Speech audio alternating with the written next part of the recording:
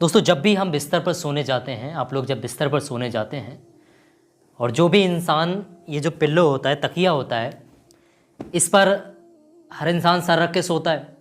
लेकिन जो इंसान अपनी पेशानी को या फिर अपनी आँख को इस पर जो है रख कर के सोता है, उसके साथ बहुत कुछ होता है।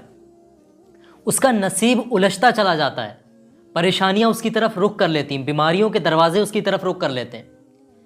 देखें, पूरा प्रैक्टिकल तरीका मैं आपको बताऊंगा यहाँ बैठ कर के। वीडियो में काफ़ी कुछ इन्फॉर्मेशन है, मेहरबानी करके तमाम लोग इस वीडियो को आखिर तक ध्यान से समझिएगा। प्रैक्टिकली सब कुछ मैं बताने की कोशिश कर रहा हूँ। देखिए, माइंड के जो हमारे दो हिस्से जो हैं, एक ये फ्रंट का हिस्सा और एक जो बैक का हिस्सा। ये जो बैक का हिस्सा होता है ना, इससे जो है नेगेटिव एनर्जी रिलीज होती है, बॉडी से नेगेटिव एनर्जी रिलीज होती है। और इसी तरीके से जो हमारा ये फ्रंट का जो हिस्सा होता है, इससे पॉजिटिव एनर्जी हमारे अंदर आती है।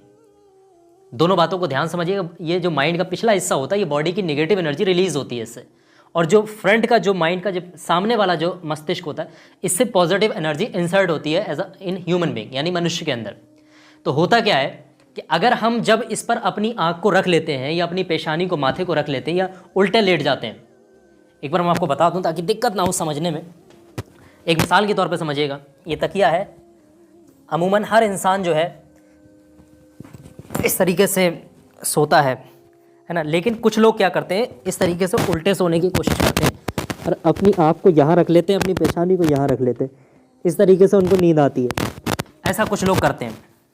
तो ऐसे में क्या होता है, ये जो पीछे का जो दिमाग होता है आपका, ये ऊपर आ जाता है और सामने का दिमाग नीचे की तरफ होता है। तो ऐसी सिचुएशन में क्या होता है, नेगेटिव एनर्जी ज़्यादा हो जाती है ह्यूमन बीइंग के अंदर। समझ रहे हैं? पॉजिटिव एनर्जी जो है उसका अभाव होने लगता है, कमी होने लगती है। तो ऐसी सिचुएशन में वो इंसान जो इस तरीके का काम करता है, जो इस तरीके से सोता है, तो वो इंसान अगले दिन जब भी किसी काम पर जाएगा तो वो ये देखेगा कि वो इंसान चिड़चिड़ा होगा, गुस्सा उसको बहुत आएगा, उसको किसी की बातों की बर्दाश्त नहीं होगी, बहुत जज्बाती किस्म का होगा। ऐसा इंसान अपने वजूद में इन तमाम चीज़ों को पाएगा। क्योंकि उल्टे जब हम सोते हैं तो नेगेटिव चीज़ें हमारे साथ ऑटोमेटिकली आने लगती हैं और जो ख्वाहिशात होती हैं ना, वो भी जागने लगती है उल्टा लेटने से। उल्टा नहीं लेटना चाहिए, ये नहुसत की भी निशानी होती है। इस चीज़ का ख्याल रखिएगा। तो उल्टा कतई कभी मत लेटिएगा। समझ रहे हैं? शैतान भी जकड़ करता है, पकड़ कर लेता है ऐसे इंसान को जो उल्टा लेटता है।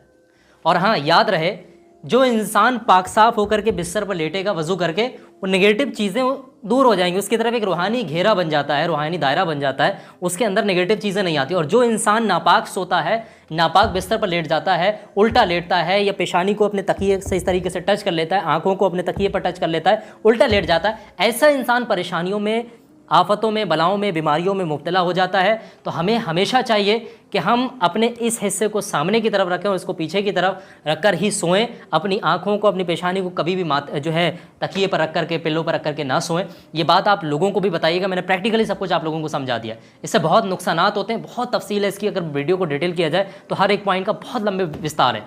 फिलहाल बहरहाल मैंने प्रैक्टिकली शॉर्ट में आपको समझाने की कोशिश की है।